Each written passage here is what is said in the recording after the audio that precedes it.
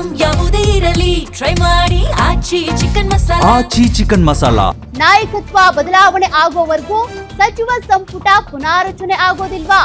ಅಧಿಕಾರ ಹಂಚಿಕೆ ಒಪ್ಪಂದದ ಪ್ರಕಾರ ಸಿಎಂ ಸ್ಥಾನ ಹಂಚಿಕೆಗೆ ಡಿಕೆ ಶಿವಕುಮಾರ್ ಪಟ್ಟು ಹಿಡಿದಿದ್ದಾರೆ. ಸಂಪುಟ ಪುನಾರಚನೆಗೆ ಗ್ರೀನ್ ಸಿಗ್ನಲ್ ನೀಡ್ತಾ ಇಲ್ಲ ಹೈಕಮಾಂಡ್. ಹಿರಿಯ ಶಾಸಕರ ಬೇಡಿಕೆ ಈಡೇರುತ್ತಾ ಹಾಗಾದ್ರೆ? ತೀವ್ರ ಕುತೂಹಲ ಕೆರಳಿಸಿದ ಸಿದ್ದು ಸರ್ಕಾರದ ಸಚಿವ ಸಂಪುಟ ಪುನಾರಚನೆ. ಹಾಗಾದ್ರೆ ನಾಯಕತ್ವ ಬದಲಾವಣೆ ಆಗುವವರೆಗೂ ಕೂಡ ಯಾವುದೇ ಬದಲಾವಣೆಗಳು ಸಚಿವ ಸಂಪುಟದಲ್ಲೂ ಆಗಲ್ವಾ ಅಂತಂದ್ರೆ, ಈಗ ಸಿಎಂ ಸಿದ್ದರಾಮಯ್ಯನವರು ಸಿಎಂ ಕುರ್ಚಿ ಬಿಟ್ಟು ಕೆಳಗಿಳಿಬೇಕು, ನಾನ್ ಸಿಎಂ ಆಗ್ಬೇಕು ಅನ್ನೋದು ಡಿಕೆ ಶಿವಕುಮಾರ್ ಅವರ ಆಸೆ. ಬಟ್ ಅದು ಆಗ್ತಾ ಇಲ್ಲ. ನಾಯಕತ್ವ ಬದಲಾವಣೆ ಆಗ್ತಿಲ್ಲ. ಅದು ಕೂಡ ಹಗ್ಗ ಜಗ್ಗಾಟ ಮುಂದುವರೆದಿದೆ. ಅದರ ಮಧ್ಯದಲ್ಲಿ ಈಗ ಸಚಿವ ಸಂಪುಟ ಆದ್ರೂ ಪುನರ್ರಚನೆ ಆಗುತ್ತಾ ಅಂತ ಬಂದಾಗ ಅದು ಕೂಡ ಆಗ್ತಾ ಇಲ್ಲ. ಯಾಕೆ ಆಗ್ತಾ ಇಲ್ಲ? ಅದಕ್ಕೆ ಅಡ್ಡಗಾಲ್ ಹಾಕ್ತಿರೋದಾದ್ರೂ ಯಾರು ಅಂತ ಬಂದಾಗ ಇಲ್ಲಿ ನಾಯಕತ್ವ ಬದಲಾವಣೆಯೇ ಇಲ್ಲಿ ಪ್ರಮುಖವಾದಂತ ಅಂಶ ಆಗ್ತಾ ಇದೆಯಾ? ಸಿಎಂ ಬದಲಾವಣೆ ಆಗುವವರೆಗೂ ಕೂಡ ಸಚಿವ ಸಂಪುಟ ಬದಲಾವಣೆನೂ ಆಗಲ್ವಾ, ಅಥವಾ ಅದರಲ್ಲಿ ಚೇಂಜಸ್ ಆಗೋದೇ ಇಲ್ವಾ ಅಂತ ಕೆಲವರು ಆಕಾಂಕ್ಷಿಗಳಿದ್ದಾರೆ ಮಂತ್ರಿಗಿರಿಗೋಸ್ಕರ. ಇನ್ನು ಕೆಲವರು ಇಲ್ಲಿ ಮಂತ್ರಿಗಿರಿ ಪಡ್ಕೊಂಡವರು ಸಮರ್ಥವಾಗಿ ಕೆಲಸ ನಿಭಾಯಿಸಿಲ್ಲ. ಅವರವರ ಕ್ಷೇತ್ರಕ್ಕೆ ಸಂಬಂಧಪಟ್ಟಂತೆ ಶಾಸಕರು ಒಂದು ಸಮಸ್ಯೆ ಹೇಳ್ಕೊಂಡಾಗ ಸರಿಯಾಗಿ ಸ್ಪಂದಿಸಿಲ್ಲ ಅನ್ನೋ ಆರೋಪನೂ ಇದೆ. ಮತ್ತಷ್ಟು ಡೀಟೇಲ್ಸ್ ಕೊಡ್ತಾರೆ ನಮ್ಮ ಪ್ರತಿನಿಧಿ ದುರ್ಗೇಶ್. ಲೈವ್ ಅಲ್ಲಿ ಜಾಯಿನ್ ಆಗ್ತಿದ್ದಾರೆ. ದುರ್ಗೇಶ್, ಈಗ ಸಚಿವ ಸಂಪುಟ ಪುನಾರಚನೆಯ ಸರ್ಕಸ್ ಮೊದಲಿಂದಾನೂ ಆಗ್ತಾ ಇದೆ. ಡಿಸೆಂಬರ್ ಅಲ್ಲೇ ಆಗ್ಬೇಕಾಗಿತ್ತು, ಇನ್ನೂ ಕೂಡ ಆಗಿಲ್ಲ.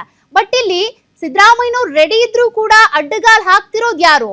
ನಾಯಕತ್ವ ಬದಲಾವಣೆ ಆಗುವವರೆಗೂ ಸಚಿವ ಸಂಪುಟ ಪುನಾರಚನೆ ವಿಸ್ತರಣೆ ಇದ್ಯಾವುದು ಕೂಡ ಆಗೋದೇ ಇಲ್ವಾ? ಏನ್ ಡೆವಲಪ್ಮೆಂಟ್ ಆಗ್ತಿದೆ ಅಂತ?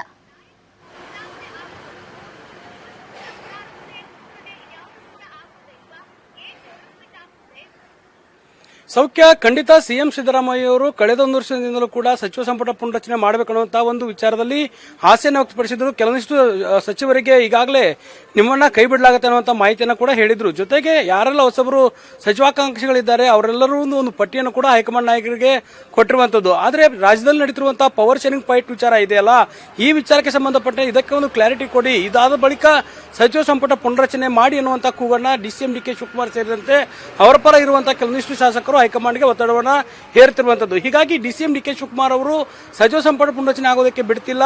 ಸಚಿವ ಸಂಪುಟ ಪುನರಚನೆ ಆದರೆ ಸಿಎಂ ಸಿದ್ದರಾಮಯ್ಯ ಸೇಫ್ ಆಗ್ತಾರೆ ಅನ್ನುವಂಥ ಲೆಕ್ಕಾಚಾರ ರಾಜ್ಯದಲ್ಲಿ ಇರುವುದು. ಹೀಗಾಗಿ ಈ ಒಂದು ಸಚಿವ ಸಂಪುಟ ಪುನರಚನೆಗೆ ಸದ್ಯ ಸಾಕಷ್ಟು ಬೆಳವಣಿಗೆಗಳಾಗ್ತಾ ಇದ್ದಾವೆ. ಬೈ ಎಲೆಕ್ಷನ್ ಬಳಿಕ ದೆಹಲಿಯಲ್ಲಿ ಹೈಕಮಾಂಡ್ ನಾಯಕರ ಭೇಟಿಗೆ ಸಚಿವರು ಮತ್ತು ಶಾಸಕರು ಭೇಟಿಗೆ ಹೋಗ್ತಿರುವಂತದ್ದು. ಜೊತೆಗೆ 2-3 ಬಾರಿ ಗೆದ್ದಂತ ಶಾಸಕರು, ನೂತನವಾಗಿ ಆಯ್ಕೆಯಾಗಿರುವಂತಹ ಶಾಸಕರು, ಹಿರಿಯ ಶಾಸಕರೆಲ್ಲರೂ ಕೂಡ ಸಚಿವ ಸ್ಥಾನದ ಆಕಾಂಕ್ಷಿಗಳಿದ್ದಾರೆ. ಹೀಗಾಗಿ ಯಾರಿಗೆ ಅವಕಾಶವನ್ನು ಮಾಡಿಕೊಡುತ್ತಾ ಹೈಕಮಾಂಡ್. ಜೊತೆಗೆ ಪವರ್ ಶೇರಿಂಗ್ ಫೈಟ್ ಆದ ಬಳಿಕ ಸಚಿವ ಸಂಪುಟ ಪುನರಚನೆ ಆಗುತ್ತಾ ಅಥವಾ ಅದಕ್ಕೂ ಮುನ್ನವೇ ಸಿಎಂ ಸಿದ್ದರಾಮಯ್ಯ ಅವರನ್ನ ಮುಂದುವರಿಸುವಂತಹ ಒಂದು ಇಂಗಿತವನ್ನು ವ್ಯಕ್ತಪಡಿಸಿ ಹೈಕಮಾಂಡ್ ಸಚಿವ ಸಂಪುಟ ಪುನರಚನೆಗೆ ಗ್ರೀನ್ ಸಿಗ್ನಲ್ ಕೊಡುತ್ತಾ ಅನ್ನುವಂತಹ ಲೆಕ್ಕಾಚಾರ ಇದೆ.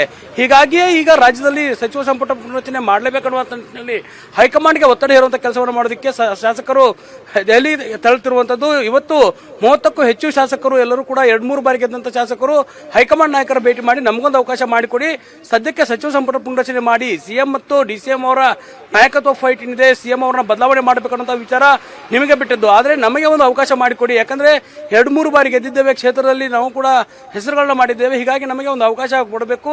ಜೊತೆಗೆ ಹಿರಿಯರಿದ್ದಾರೆ, ಅವರಿಗೂ ಅವಕಾಶ ಮಾಡಿಕೊಡಿ. ಈಗ ನೂತನವಾಗಿ ಆಯ್ಕೆ ಮಾಡೋರಿಗೂ ಕೂಡ ಒಂದು ಅವಕಾಶವನ್ನು ಕೊಡಿ ಅನ್ನೋ ನಿಟ್ಟಿನಲ್ಲಿ ಬೇಡಿಕೆ ಮಾಡ್ತಿದ್ದಾರೆ. ಆದರೆ ಇಲ್ಲಿ ಪ್ರಮುಖವಾಗಿ ನಾವು ಚರ್ಚೆ ಮಾಡ್ತಿರುವಂತಹ ವಿಚಾರ ಏನಂದ್ರೆ, ಡಿಸಿಎಂ ಡಿಕೆ ಶಿವಕುಮಾರ್ ಮತ್ತು ಸಿಎಂ ಸಿದ್ದರಾಮಯ್ಯ ಅವರ ಬಣದಲ್ಲಿ ಗುರುತಿಸಿಕೊಂಡಿರುವಂತಹ ಶಾಸಕರು ಈಗ ದೆಹಲಿಗೆ ತೆರಳುತ್ತಿರುವಂತದ್ದು ಬಹಳಷ್ಟು ಕುತೂಹಲಕ್ಕೆ ಕಾರಣವಾಗ್ತಾ ಇದೆ. ಸಿಎಂ ಸಿದ್ದರಾಮಯ್ಯ ಪರ ಕೆಲವು ಶಾಸಕರು ಬ್ಯಾಟಿಂಗ್ ಮಾಡಬಹುದು, ಜೊತೆಗೆ ಡಿಕೆ ಶಿವಕುಮಾರ್ ಅವರ ಪರ ಬ್ಯಾಟಿಂಗ್ ಮಾಡಬಹುದು. ಜೊತೆಗೆ ಸಚಿವ ಸಂಪುಟಕ್ಕಾಗಿ ತಮ್ಮ ಲಾಬಿಯನ್ನು ನಡೆಸೋದು ಇದೆಯಲ್ಲ, ಅದು ಬಹಳ ಮುಖ್ಯ ಆಗುತ್ತೆ. ಯಾರಿಗೆಲ್ಲ ಅವಕಾಶ ಮಾಡಿಕೊಡುತ್ತೆ ಹೈಕಮಾಂಡ್ ಸಚಿವ ಸಂಪುಟಕ್ಕೆ ಪುನರಚನೆಗೆ ಏನಾದರೂ ಗ್ರೀನ್ ಸಿಗ್ನಲ್ ಕೊಟ್ಟರೆ ಎಷ್ಟು ಜನರಿಗೆ ಈಗಿರುವಂತಹ ಸಚಿವರಿಗೆ ಕೋಕ್ ಕೊಡಲಾಗುತ್ತೆ ಅನ್ನೋದು ಕೂಡ ಬಹಳ ಮುಖ್ಯ ಆಗುತ್ತೆ. ಪ್ರಮುಖವಾಗಿ 10ರಿಂದ 15 ಜನರಿಗೆ ಕೋಕ್ ಕೊಡಲಾಗುತ್ತೆ ಅನ್ನುವಂತಹ ಒಂದು ವಿಚಾರ ಇರುವುದರಿಂದ ಈಗಾಗಲೇ ನೂತನವಾಗಿ ಆಯ್ಕೆಯಾಗಿರುವಂತದ್ದು 2-3 ಬಾರಿ ಗೆದ್ದಂತವರು ಮತ್ತು ಹಿರಿಯ ಸಚಿವರೆಲ್ಲ ಶಾಸಕರು ಕೂಡ ಹೈಕಮಾಂಡ್ ಮೇಲೆ ಲಾಬಿ ನಡೆಸಿದ್ದಾರೆ. ಯಾರಿಗೆ ಅವಕಾಶ ಮಾಡಿಕೊಡುತ್ತೆ ಅನ್ನೋ ಕಾದು ನೋಡಬೇಕಾಗುತ್ತೆ. ಸೌಖ್ಯ. ಓಕೆ, ಥ್ಯಾಂಕ್ ಯು ದುರ್ಗೇಶ್ ಮಾಹಿತಿಗೆ.